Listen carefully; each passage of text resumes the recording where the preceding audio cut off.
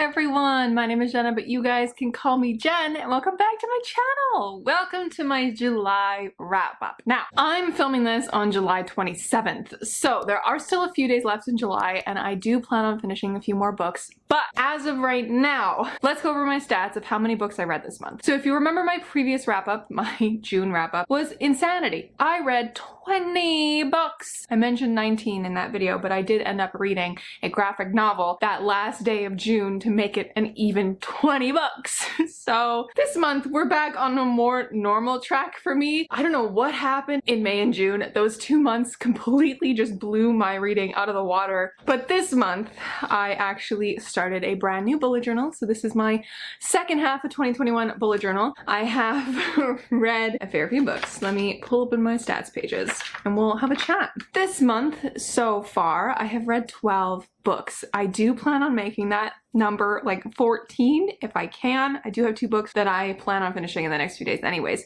So 12 books so far in the month of July, and I have had a fairly decent reading month ratings wise. I am quite content with the fact that I've read nothing that was under a 3.5 star. In terms of categories that I read this month, I read 4 YA fantasies, 1 regular adult fantasy, 3 sci-fi books, 2 middle grades, 1 classic, and 1 graphic novel. Pretty good on the spectrum of categories, at least. I did have a little bit of an issue categorizing some books that I was reading because I have been rereading the Rick Riordan books, the Percy Jackson world at least. I easily categorized the original 5 books of Percy Jackson and the Olympians as middle grades very easily. When it came to the Heroes of Olympus though, I started going, I don't actually know what these categorize as. Do they categorize as YA fantasy or middle grade? I don't know. So I decided to just keep them as middle grade in my previous bullet journal. So I took that and brought that over into this month as middle grades. But once we got to the Trials of Apollo, I was like, screw it. We're gonna count these as YA fantasy. So I should really just have a category that is just Rick Riordan because I don't know what his books fall into. I really don't. Because like Heroes of Olympus, the kids are like, I think Hazel's the youngest at 15 and I think Percy's the oldest at 17, something like that. And then Trials of Apollo, of course, we have Meg who's 12 and then Apollo who's eons old but is in the body of a 16-year-old, right? Like, so I don't even know what they count as, and even on Goodreads it says young adult. But anyways, that's how I've done it. I've split the Trials of Apollo as young adult fantasy, and I've done Heroes of Olympus as middle grade because that's just what my brain told me to do, so I did it. Anyways, we're gonna just dive into the books that I read this month. So to start us off, at the very beginning of the month, I read A Closed and Common Orbit by Becky. This was kindly borrowed and lent to me by my lovely friend SJ because she has all of the books, all of the Becky Chambers books, and she lent me all of her copies. I am slowly making my way through them. This is the second book in the Wayfarers series. I believe there are 4 books in the series and the last one was just released. So I have 2 more to go and I'm very excited to keep going with them. They are series, like it's part of the Wayfarers series and there is an order to them, but I don't necessarily think you have to read them in order because each one follows a different subset of characters. This one though does follow 2 characters from the first book that we meet. This one I loved a whole heck of a lot. I think I love it even more than A Long Way to a Small Angry Planet, which is her first one. I gave this one 4.5 stars, which is I think the same rating that I gave her first one. Oh my god, Becky Chambers is so good at what she does. I don't even know how to describe Becky Chambers' books because they feel like such a human, introspective, delicate, gentle read, but yet we're in space with space aliens and an AI because this follows Lovelace and Pepper, who is an engineer who at the beginning of this basically helps Lovelace be put into a regular body because Lovelace is an interface that lives inside of a spaceship. And so it's an intelligence life form of an AI, and then we have Pepper who is an engineer, and it follows Pepper's life growing up, who basically Pepper was made specifically for like child labor, which she didn't know that as a child until she broke out one day and then like was raised by an AI in a spaceship. And so it follows that side of her life as well as Lovelace and Pepper's life in the present, and Lovelace like having to basically adjust and come to terms with her new body. And it is such a beautiful look at friendship, and I don't even even think there's a smidge of romantic interest in this book. It is all friends and like found family, and oh, it is so good and I love it so much. The next book that I picked up in the month of July was Six Crimson Cranes by Elizabeth Lim. I picked this up kind of on a whim, like I wasn't expecting to read it this month, but I did, and I really liked this book. I gave this one 4 stars. I have no interest in reading Elizabeth Lim's Spin the Dawn duology. Just the concept doesn't really like pull me in, and I've heard just a mixed bag of reviews on it, but with this one, I knew right from the get-go that we were dealing with a little bit more of a fairy tale-esque, and I think this is actually like considered a prequel to her Spin the Dawn series. I'm not entirely sure, don't quote me on that. So this follows Shiori, who is a princess who has a bunch of brothers. I think there are 6 brothers and her. We are like right away introduced to the fact that Shiori has magic that she's not supposed to have. But basically this whole thing is based around a old fairy tale about brothers being turned into cranes. So Shiori angers a sorceress, and this sorceress turns her brothers into cranes and basically curses them that they are cranes throughout the day but brothers and men at night, and curses Shiori to basically live out her days in complete silence, because if she utters a single sound, one of her brothers will die. And she is like cursed to have this like basically a bowl on her head that so like nobody will recognize her as a princess. And so it is the story of Shiori and her brothers basically trying to defeat this curse, get back at this sorceress, all that kind of wonderful stuff. My general impression of this book is that it is so familiar. It is so familiar because it feels like a fairy tale, but at the same time, it is so fresh and so new. Like, it just kept me engaged and I wanted to keep reading the whole time. So really enjoyed this. Highly recommend it if you were at all interested. The next book that I read this month was Agnes Grey by Bronte, one of the Bronte sisters. This is a continuation of my work. Not really a continuation, the start of my endeavor into reading all of the Bronte works, all the Bronte sisters. This is the first time I'm reading an Anne book. Previously I have read a Charlotte book, I read Jane Eyre, and I tried to read an Emily book and I got halfway through Wuthering Heights and threw it against the wall because I hated it, but this was really enjoyable for me.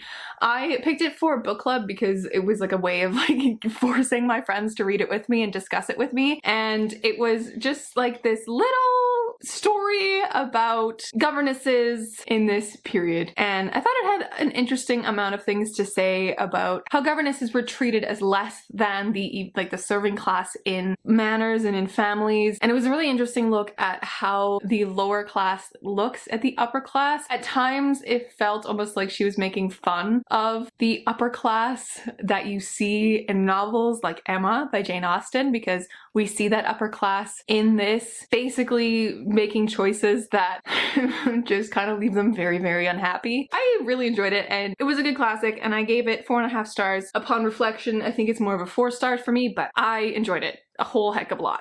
It's a very like lighthearted tone to it, which I wasn't expecting. I think that was the one thing that I was like, wow, this has such a lighthearted tone to it. I was expecting this to be more dark and gritty and real. I've just been told over and over and over again that Anne Bronte is the more realistic of her sisters because her 2 sisters, Charlotte and Emily, are very gothic in their writing. So I was expecting this to be kind of gritty and like very real. I was surprised, shockingly and happily surprised at how lovely and lighthearted the attitude was throughout the book. It was very enjoyable. The next book that I read, I picked up again on a complete whim, and I made it my prerogative to devour it in one night, in one sitting. The book that I'm talking about is Sabriel by Garth Nyx, which is a older YA fantasy. I want to say, yeah, it was published in 95, and it was really interesting. I ended up giving this one 3.5 stars. I liked it, and I liked the writing style, and I liked the feeling of like a typical kind of higher fantasy that you get, like not quite like Lord of the Rings. I won't compare it to that because it's not even close, but like it has a little bit of a flavor of like the writing style of it, just a little bit like you're in an older world and it feels like you're reading old school fantasy book, which is really cool. And the necromantic magic of this world is really interesting as well, because we follow Sabriel, who is the daughter of the necromancer, basically like the most important one in this world, who controls spirits and keeps them dead. It's an oversimplification, but at the beginning of this book books, Sabriel's father goes missing, and basically she has to go on this quest through the Old Kingdom to find him. So this world is actually really interestingly laid out because there's a map at the beginning. We have the little piece of the real world down here, and this is where Sabriel is going to school. And then there is a border passing that, or a perimeter they call it, with like guardsmen and like an army sitting there. All of this is the Old Kingdom, and she has to go basically on a quest to find out what happened to her dad and like free him and like save him and all that kind of stuff. So it was cool and it was interesting, and I might one day continue the series because it is the first in a series. Next in July, I ended up picking up a book that my friend kept recommending. She kept going like, you guys have to read this book, please read this book for me because I want to know your opinion on it. And I was like, okay, fine, I'll pick it up. I got it on my shelves, and that is Chilling Effect by Valerie Valdes. And this was so fun. So this is a sci-fi sort of an opera that is just filled with tropes, and it is so fun. It is high octane and you don't stop from word go. It is so much fun.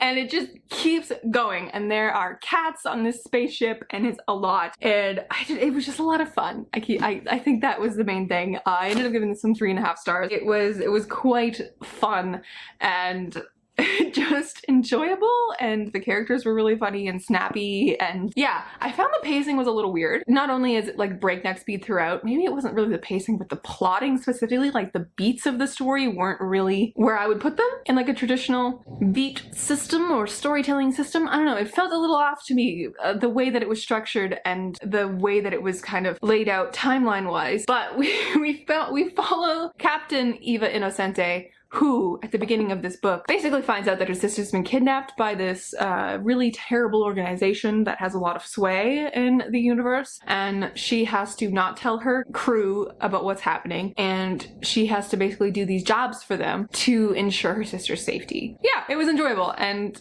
I will probably be reading the second one at some point because it's just a whole heck of a lot of fun for a sci-fi novel, for sure. Now we get to the Rick Riordan portion of this video. Welcome. Welcome. You guys knew there was gonna be one. And this month I finished my reread of the Heroes of Olympus with the House of Hades and the Blood of Olympus, number 4 and number 5 of the series.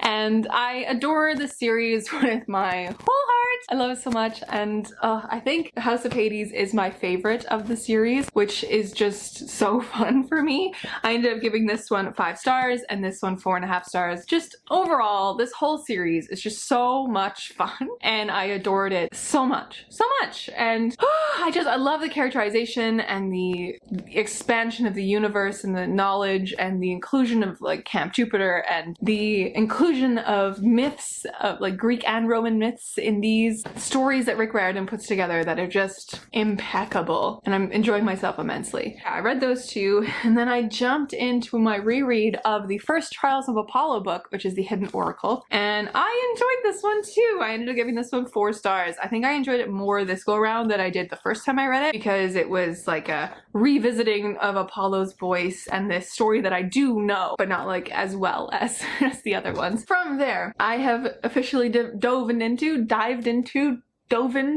I've officially started reading the rest of the series. So I also finished the second book, which I gave 3.5 stars to, which is The Dark Prophecy. This one I didn't enjoy as much as the other Rick Riordan books. It was fine. It was fine.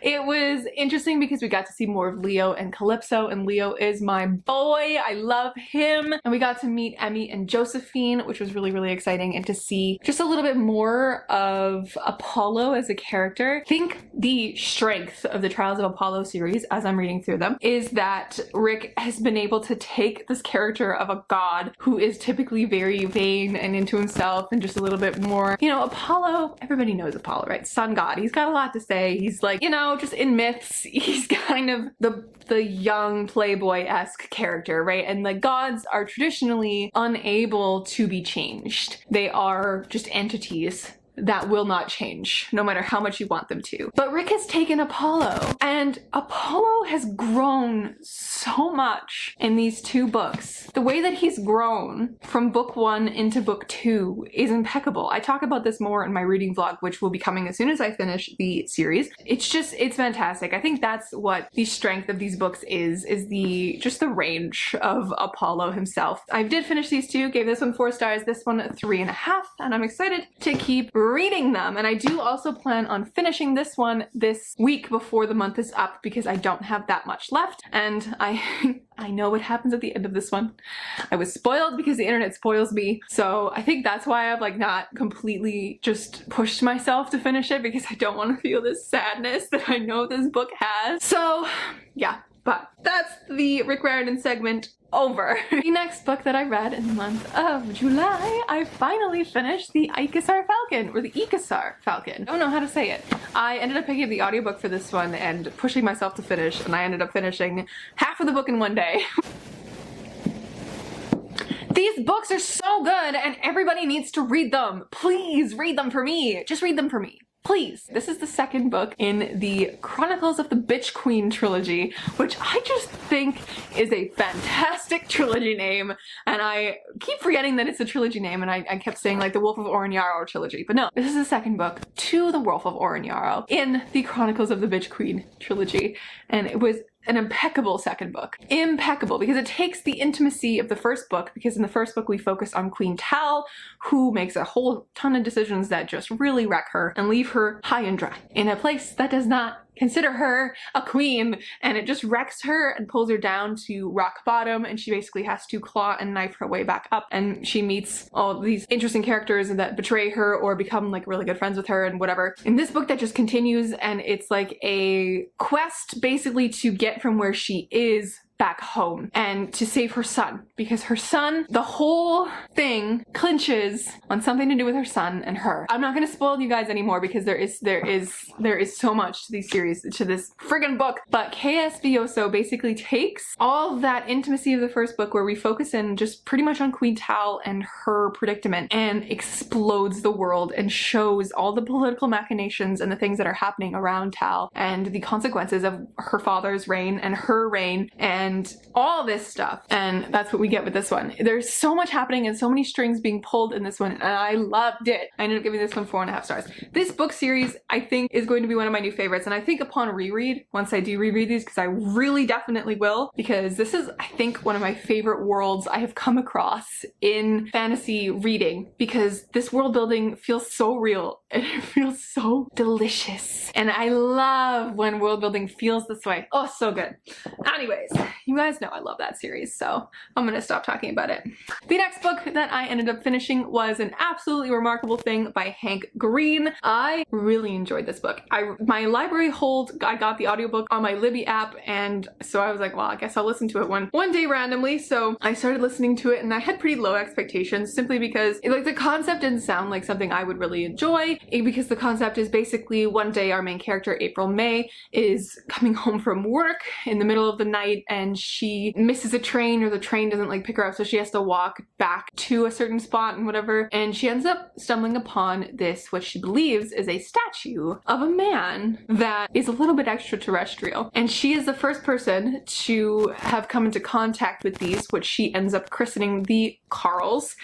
And she gets her friend to film a YouTube video, and it blows up overnight. And it turns out that these Carls just appeared around the world simultaneously with no rhyme or reason. So the whole book is this, not really an exploration of the like alien life force, it's more of an exploration of April May and her spiral in fame, which was such an interesting conversation to have. So it was such an interesting conversation, and I ended up really, really liking it. Like, it was one of those books that I finished, and I was listening to it in the car, and I got to the end, and there were points in the book where I was sitting in the back seat trying to hold back tears, because it was so poignant, and it was so interesting to be listening to. Like, I hate the character April May so much. She is so unlikable. She makes terrible choices, and I wanted to take her and shake sense into her in certain points, because she did things with relationships in her life that she just was so dumb about. But like the whole conversation of that book around fame and around this unknown aspect that brings out the worst in humans and the best in humans is so interesting to me. And it has one of my favorite tropes, which is dreams. I have finally figured out one of my favorite tropes ever, and that is dreams and dream sequences and all that kind of stuff. And Hank Green brings that in and makes it so fresh and new, because usually when you have dreams, you have the Rick Riordan verse of dreams, where it's like a premonition or they're seeing in on a scene with the bad guys, you know? No, this was a dream that the Carls were giving everybody in the world, and it was like all these puzzles that they had to figure out. And it was so cool because it's about working together and about coming together as humans, and oh, I loved it. I ended up giving this one 4 stars, and I immediately put a hold on the second book because I want to know what happens next. The last book that I read in the month of July was a graphic novel. I read the second Vox Machina Origins graphic novel. This was actually, I read the first volume at the very end of June. That was my 20th book.